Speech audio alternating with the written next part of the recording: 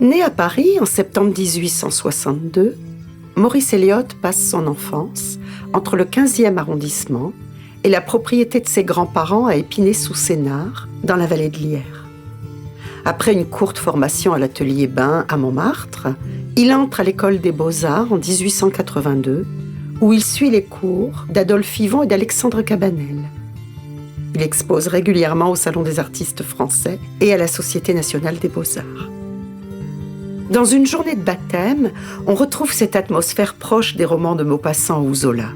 Cette scène familiale sous les arbres évoque sur un ton intimiste tout un art de vivre à la fin du XIXe siècle. Maurice Elliott fait le choix du grand format, très prisé de la peinture de salon, pour traiter ce charme particulier de la poésie quotidienne des jardins, tant recherchée par les peintres impressionnistes. La scène est divisée en deux groupes, celui des parents et de la grand-mère, probablement la sœur et la mère de l'artiste, qu'il choisissait souvent comme modèle. Les visages sont dessinés avec une grande précision, véritable portrait dans la veine naturaliste. Aucun trait n'est suggéré, la touche est précise. De l'autre côté, la fillette, de dos, accroupie devant un parterre de fleurs. L'ensemble est unifié dans les tonalités qu'il choisit dans une harmonie de rose-vert et bleu doux.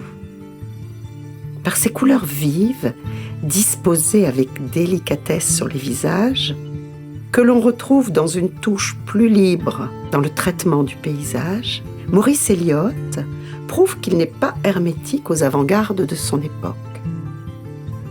L'harmonie des couleurs et la répartition des tons font partie de ses préoccupations principales de peintre pour étudier les variations de la lumière et ses effets sur le paysage.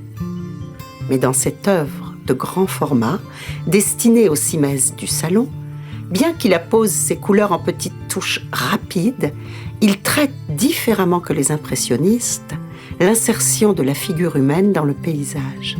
Il ne va pas jusqu'à dépersonnaliser ses modèles. Il capte la vibration lumineuse et laisse sa touche se libérer dans le traitement des fleurs et des feuillages. L'écriture plastique est alors plus libre et plus nerveuse. Cette touche vive et courte donne une impression de mouvement semblable à ce que recherchaient les impressionnistes. On retrouve ce traitement dans le vêtement blanc du bébé dans les bras de sa mère.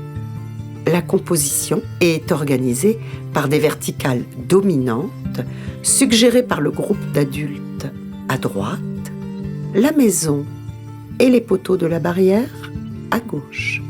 Au centre, il laisse un espace qui donne une belle perspective au paysage. La vue est dégagée sur les champs lointains, traités dans les mêmes harmonies colorées. Il prend soin de réunir la famille par une courbe formée par la branche de l'arbre, lui permettant ainsi de traiter l'ombre du premier plan. C'est cet équilibre de la composition qui participe à la quiétude de la scène. En plus de l'harmonie colorée qui rappelle les tons poudrés qu'il affectionne en tant que pastelliste. La campagne semble assoupie dans la chaleur du soleil d'été. Le temps est suspendu.